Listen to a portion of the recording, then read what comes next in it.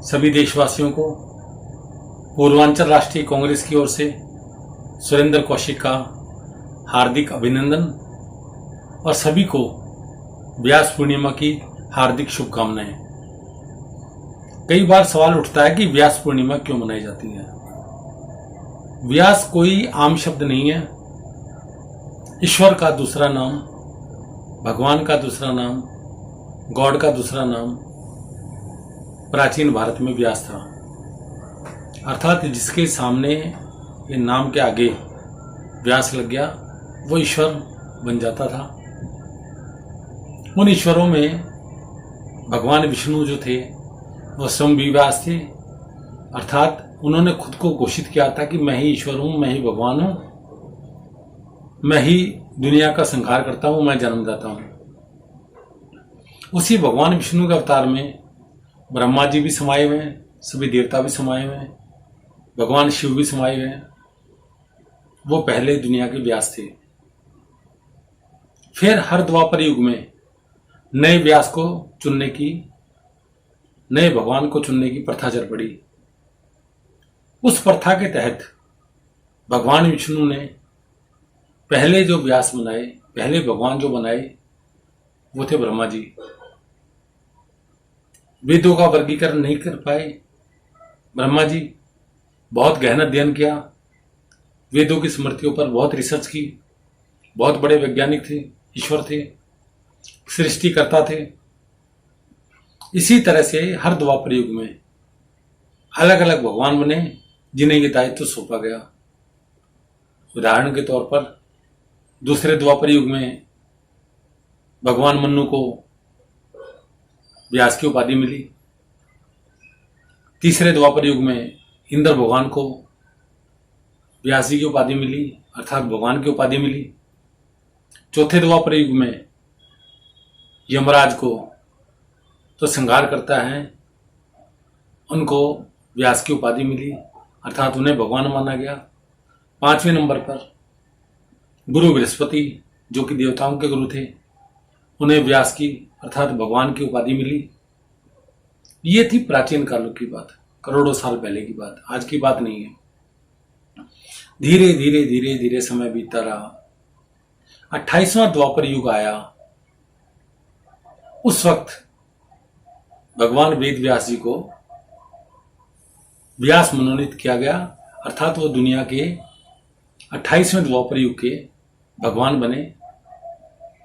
और भगवान विष्णु ने माता सत्यवती के गर्भ से, जो कि देवकन्या थी, कुंवारी रहते हुए पाराशर मुनि की सहायता से विष्णु भगवान के आदेश पर जिस पुत्र का जन्म हुआ वो विष्णु भगवान स्वयं के रूप में प्रकट हुए और उनका नाम पड़ा श्री कृष्ण कुमार द्वापायन। श्री हिंदू धर्म में उसके आगे लगाया जाता है जो जीवित होता है, जीवात्मा। कृष्ण माने वो सांवले रंग के थे, कुमार कुंवारे थे, और द्वापायन माने द्वीप पर उनका जन्म हुआ था। बाद में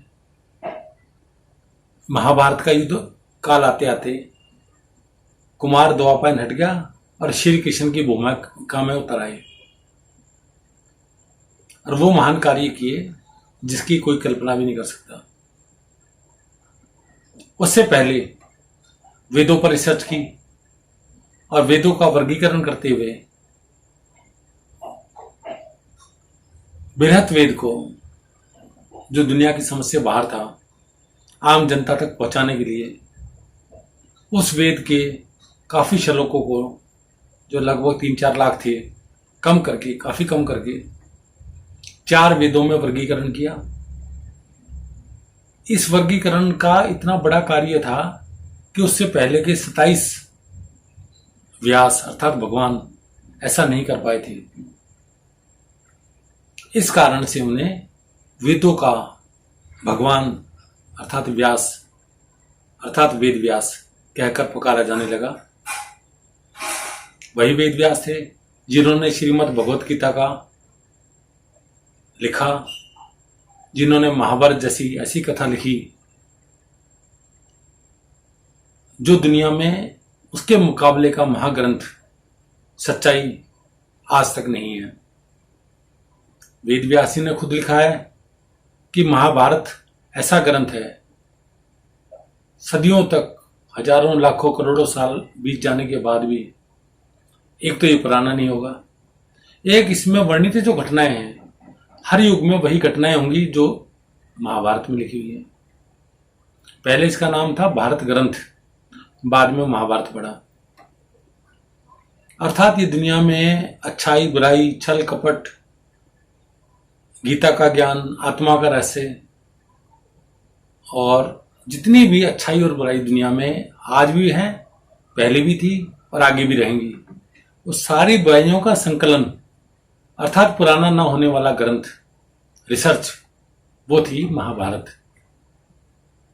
पुराणों की रचना की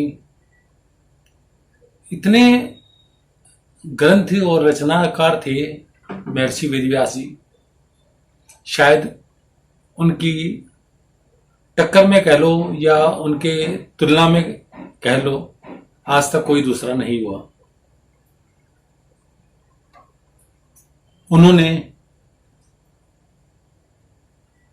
दुनिया को एक करने के लिए भविष्य में क्या क्या घटनाएं होने वाली हैं, यहां तक कि आपको अचंभा होगा, करोड़ों साल पहले उन्होंने बता दिया था मोहम्मद पैगंबर के बारे में, इस्लाम धर्म के बारे में, ईसाई धर्म के बारे में, बौद्ध धर्म के बारे में, जैन धर्म के बारे में, कैसे ये धर्म आगे बढ़ेंगे, कैसे कैसे आतंक बढ़ेंगे और कैसे कैसे आगे बढ़ने के बाद इन धर्मों का विनाश हो जाएगा। इन धर्मों को मानने वाले और इन धर्मों को पहचानने वाले जब आतताई हो जाएंगे, समाज पर हिंसा करेंगे और इनकी हिंसा इतनी बढ़ जाएगी कि आम आदमी त्राहिमाम कर चुका होगा, उस वक्त इन धर्मों का विनाश भी निश्चित है।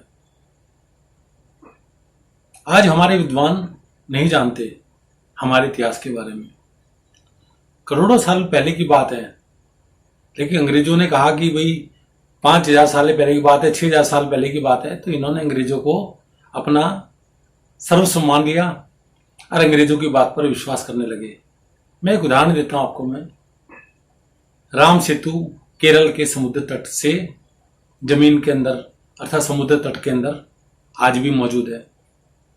हमारे यहां कहने लगे भी राम से उसका कोई संबंध नहीं है, राम का जन्म 7000 साल पहले हुआ था, क्योंकि अंग्रेजी विद्वानों ने कहा था, वही हमारे विद्वानों ने कहा उनकी नकल करके। नासा ने खोज करके पता लगाया कि राम सेतु के जो पत्थर हैं 17 लाख साल पहले के हैं, आज के नहीं है।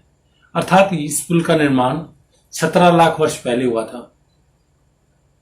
अब 17 लाख साल पहले हुआ था तो नेचुरली भगवान श्री राम ने बनाया होगा।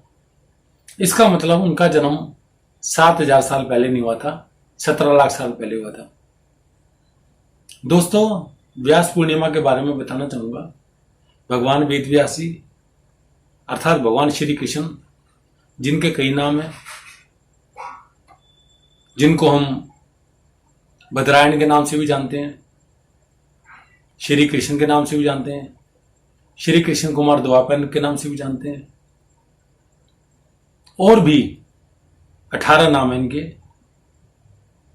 आपने देखा होगा जिस वक्त मृत शरीर हो जाता है और शमशान की तरफ लोग ले जाते हैं, उस वक्त भी इनका ही नाम लिया जाता है। दूसरा, हिंदू धर्म में जो पूजा पाठ होती है, पंडित पूजा पाठ शुरू कराने से पहले 2 सुपारियों पर मोली लपेट कर तिलक करके उसे भोजन करवा के दोनों को पूजा शुरू करने से पहले परमिशन लेता है। पहली पूजा होती है भगवान श्री गणेश की और दूसरी पूजा होती है भगवान वेदव्यास जी की, भगवान श्री कृष्ण की। उनसे वो ब्राह्मण परमिशन लेता है कि हे भगवान, मुझे आप इजाजत दें, परमिशन दें तो मैं ये पूजा शुरू करूं, और आपसे प्रार्थना है कि इस पूजा को आप सफल बनाएं। व्यास पूर्णिमा भगवान वेद व्यास जी के जन्मदिन के रूप में मनाई जाती है। व्यास नदी उन्हीं के नाम पर है। व्यास मुख उन्हीं के नाम पर है। ये ऐतिहासिक है, आज की घटनाएं नहीं है। 2,500 साल पहले आचार्य चाणक्य के जमाने में भी व्यास नदी थी, और उससे पहले अगर 20,000 साल पहले का इतिहास देखो तो उस वक्त भी व्यास नदी थी। उसी तरह से सरकारी चैनल चलता है यूजीसी का, व्यास चैनल, बहुत बड़े बड़े अवार्ड देता है बिड़ला व्यास अवार्ड के नाम से। आज जो व्यास का अर्थ बन गया है वो है विद्वान, वेदों का ज्ञाता, प्रवक्ता, दुनिया को समझाने वाला, प्रवचन देने वाला। जिस गद्दी पर प्रवचन देता है उसे व्यास गद्दी कहते हैं। अर्थात यह है कि लाखों सालों से, करोड़ों सालों से जो परिवर्तन हुए हैं, परिवर्तन होते होते आज प्रवक्ता के रूप में आ गए हैं। मैं आपको ये बताना चाहता था कि व्यास गद्दी का, व्यास का, वेद व्यासी का क्या महत्व है। ये संक्षिप्त में मैंने आपको बताया है। अगर समय मिलेगा और आपके पास भी समय होगा तो विस्तार पूर्वक बताऊंगा। ये बहुत बड़ा इतिहास है, कोई छोटा मोटा इतिहास नहीं है दोस्तों। तो इसलिए व्यास पूर्णिमा के अवसर पर प्रार्थना करूंगा भगवान वेद व्यास जी से, जिन्होंने भगवान महावीर के रूप में भी जन्म लिया था, जिन्होंने हिंदू धर्म के रखवाले आदि शंकराचार्य के रूप में भी जन्म लिया था, जो आमरण है अर्थात जिनकी मौत कभी नहीं हो सकती, ना हुई है। उन 7 चिरंजीवों में वेद व्यासी का नाम है।